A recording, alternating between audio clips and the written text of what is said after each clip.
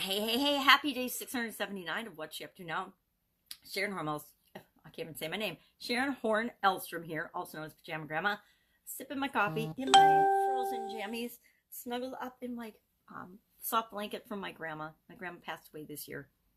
And so I'm a little nostalgic. I'm just sitting on her little cozy snowflake pillow and snuggling up with her blanket. It's a little chilly this morning. Wonder if we're getting snow. No idea. Don't care. I laugh. Everybody gives me a hard time about not paying attention to the weather, but I don't care about the weather. It's one of those things I have absolutely zero ability to impact except for how I respond to it. So I just respond to it. If it's raining outside, I get an umbrella or a raincoat. If it's snowing, I put on my snow boots and my warm coat and my hat and my scarf. I just impact. I let it impact me when it needs to impact me. I don't spend any time or energy thinking or worrying about the weather unless I could invent a weathering machine. It's not my thing, so I just go with the flow of it. I'm not always that way with everything, right? No. I want to talk about catching flies today. Why the heck do I want to talk about catching flies? Because we all want to attract certain things into our life. Let's say flies are people, places, things, and experiences we want to attract into our life. We want to catch flies. Flies are a good thing in this instance. Now, in the past, flies haven't always been a good thing to me. Now, this is a really interesting analogy, right? This is an idiom. You catch more flies with honey than you do with vinegar. Actually used it on my 4-year-old granddaughter this last week because she was being owly about something. I think it was getting dressed or brushing her teeth or doing something for school. And she didn't want to do it. So she was being kind of whiny and crying and tantrumy about it. And I said, honey, you can catch more flies with honey than you can with vinegar. And then she's like, what does that mean? Because that was a pattern interrupt for her. It was something she'd never heard before. And so I got to use that as the thing that got her to behave the way I wanted her to behave in a positive, sweet way instead of being frustrated and not doing what she needed to do to get ready for school. We do the same thing, hopefully with ourselves and with the people we want to interact with, the people we want to have relationships with, the things that we want to bring into our life. We want to attract them into our life. Well, we can do that by being sweet and agreeable, and we're going to get more of what we want in our life by being that way than if we are bitter and disagreeable and negative and pessimistic about things. I love the expression, you get what you expect. I joke that it's part of the reason for my divorce because I knew that whenever I was having a discussion or argument with my husband, if I wanted it to be over, all I'd have to do is work the expression, you get what you expect, into the conversation, and that would shut it down because that was a belief that he didn't hold. He didn't believe that. He didn't believe that he had control over things in his life and could make things happen. And that you get what you expect. And I was like, well, you totally get what you expect. If you expect us to be having a fight, we're going to have a fight. If you expect us to be getting along, we're going to get along because we're going to both find ways to get along. It works in relationships. It works and attracting the people that we want to us. It's all about relationships, whether it's in our personal lives or in our businesses. We want to catch flies. We want to attract the people, the places, the things, and the experiences to us that we want, that make us feel good. And we want to repel those that don't make us feel good. We want to just have them not even enter into our sphere of existence. There's a couple philosophies about life. You can go where there's danger and be prepared by like having your permit to carry, or you can just not go to places that are dangerous where you never need to carry a gun. I'm never going anywhere where it's so dangerous that I think I need to protect myself or that I'm going to be scared. I'm just not going to. And other people like that sense of adventure, that sense of risk and fear and danger. I'm not that person, not that gal. and it's perfectly okay to be either type person. And so instead of being prepared, I just choose to go where things like that are not even an option. They're not going to happen. Sorry, cloggy throat today. So you catch more flies with honey than with vinegar.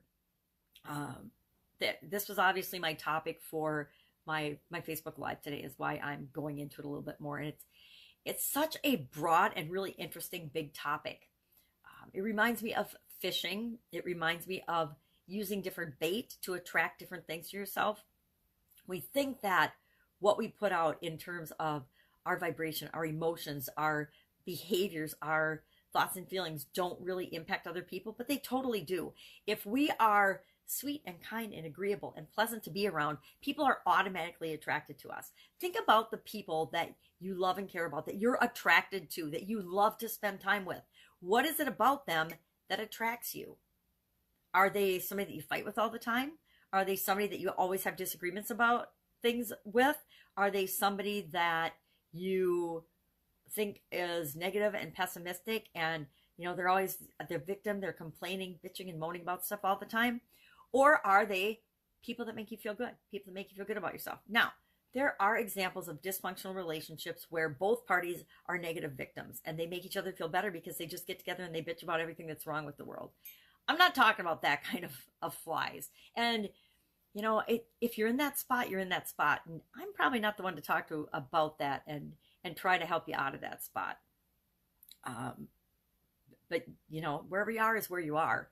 And maybe that's an improvement to where you were before. Maybe you were a victim of something heinous and you were in a situation that was terrible and you're just getting out of that. And I don't know. Everybody's got a different situation, a different story. But we attract what we put out. We attract what we're like. And so if we want to have a happy, sweet life, we be kind and agreeable and put out into the world what energy we want to get back, the things that we want to get back. So catch more flies with honey than with vinegar. And I did a big fishing analogy and using different types of bait because I compare that to how you attract the right customers to your business. So I guess I'm done talking about catch more flies with honey than with vinegar. I would love to hear if you have a story about that. I have lots of stories about and examples of, especially in the food business, how to catch flies and why we want to catch flies and why it's important to get those flies out of our work environment. Very strategic, very detail-oriented things specific to the food manufacturing industry or to the personal care industry or the bakery industry. But knowing how to handle things like that, how to handle and attract the people that we want is really important to make our lives happy, to make us just have great experiences. And really, that's what we're here for. We're here to experience this life as only we uniquely can. You are here to have your experiences, to learn the lessons that you've come here that you want to learn, that can make your life be what you want it to. You get what you expect. You get to create your life any way you want. I don't know if anybody's told you that, but it's absolutely, positively, 100% true. And again, don't take my word for it. Just investigate it, research it, look into it a little bit, and see all of the wise people that have told us this before. What else am I working on? BP Challenge Day 73 today is all about our thoughts. You get what you expect, and our feelings, and doing a gut check.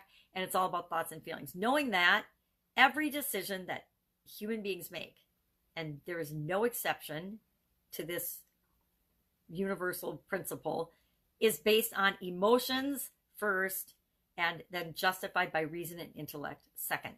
Every single person, every single reason. Even if you say you're making decisions based on facts and figures because you want to look smart. It's because you want to look smart. You want to look like you're making decisions based on knowledge and wisdom and facts versus saying that I'm doing it based on some kind of an emotional reason. No, the emotional reason is you want to look smart. How do I know this? Because I used to do this. I would get all this data and all this information to back up the decision and to decide what choice I was going to make. And then I would think that I was making the rational, right choice based on all this information, all this knowledge, all this wisdom, all this data. And that's why I was picking this solution over another. But really, I was doing all that because I wanted to look smart. I didn't want to look stupid. More, I didn't want to look stupid than I wanted to look smart, right? Or I wanted to look like I was on top of everything and I knew what I was doing all the time and I was always going to have the right answer, right? Does anybody know a know-it-all here? I know a few. Anyway, I never used to be one, but I don't like to be, I don't like to look stupid. Who likes to look stupid? Nobody likes to look stupid or foolish. Well, some people do. Comedians like to look foolish. They're cool with that. We're all cool with being who we are. So that was today, day 73, all about, just being honest with yourself and saying, okay, yep, I, like every other human being, make decisions based on emotion. What emotion am I trying to achieve with this choice or decision? And is it the one I want, or is it, maybe I should do a gut check and I should say, is this really what I want? Is this really the option that feels best and right for me right this minute, right at this time? Should I eat Chinese for lunch or tacos for lunch, Mexican for lunch. What feels better? Well, I don't really feel like eating Mexican. I don't want a stomach ache. I'm going to eat Chinese today. That's based on emotion. It's going to hurt if I get a stomach ache. Hurt, pain is an emotion, right? Okay. And we could get into the whole discussion about, is pain an emotional or physical thing? Guess what? It's both. But we feel the pain. If we didn't feel the pain, the emotion, would we feel pain? Would we experience pain? If there was no emotion attached to pain, would we experience pain differently? There's another big topic, which is one of my favorites as well. Change. I woke up thinking about change today, and I like to think on the surface, I like to believe that I am cool and good with change. But if I look at the results that I'm getting in my life, if I look at my hairstyle, if I look at anything around me, and I'm being honest with myself, I suck at change, right? I do it. I'm flexible. I go with the flow. But overall big changes in my life, I'm not awesome at them.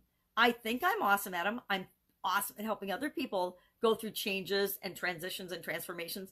But as far as I am personally, at least the evidence right now as I'm looking at it and I'm waking up this morning is, yeah, you think you're awesome at change, but you kind of suck at it. Maybe there's some things that I need to do and embrace and look at with respect to change. And now some things are on purpose. They're habits that I've created for my lifestyle and my life that work really well for me. Those things I don't want to change. Those things I want to have be rituals and habits for me. But there's other things that I, like everybody else, want to improve and change about myself, my life, my situation, my lifestyle, my beliefs. And maybe as well and as good as I thought I was at these things, I need to take another look at it. We always need to take another look at things. We are all a continuous work in progress, no matter what we achieve. I was having this conversation with a group last night, and one of my coaching students, and then another group as well, about you're never going to get done. We're going to achieve this goal, this milestone for this project, but guess what? As soon as we get close to this one and achieving it, you're going to have another one, and you're going to have 10 more beyond that, or 1,000 more. You're going to keep going, keep doing that, because we are ever increasing, ever changing, evolving beings. Our companies and our businesses are no different. They're going to be, as long as they're going to live and thrive and survive, they're going to be continually improving and changing and growing. And so we're never going to be done. Yeah, we're going to be done with this one project, but guess what? There's always going to be more projects. There's always going to be more challenges. There's always going to be more things to do. And that is what keeps us going. That's what makes life fun. So that's what I'm working on. Again, end of the year project's big. Gonna do a little self-evaluation and think about change a little bit more, because like I said, there's things that we think we're really good at, and then we're like, yeah, maybe my results I'm not so good at that. Maybe I'm not as good at that as I actually thought I was. Or maybe it's something I've been totally ignoring or not even been in my radar, that now it's time for me to develop and make some changes, make some alterations, I can't even say change, make some changes to my thinking and my beliefs, and then that will in turn change my results, which is always a good thing. That's it. That's all I've got today. I have got a super busy day today. Lots of things going on. Going out to my house, which we're fixing up to sell, and checking on the progress of that and making a list of what are the projects that I need to do over the weekend to actually knock this out and get it gone, or into the hands of someone else that will be blessed by it, is a better way of looking at it, right? 4-year-old daughter, a personal change that I'm going to make today, which I will surprise you with tomorrow. And then if I can help you in any way, hit me up in the comments below. That's it. Have an awesome day. I will, of course, be with you tomorrow. Bye.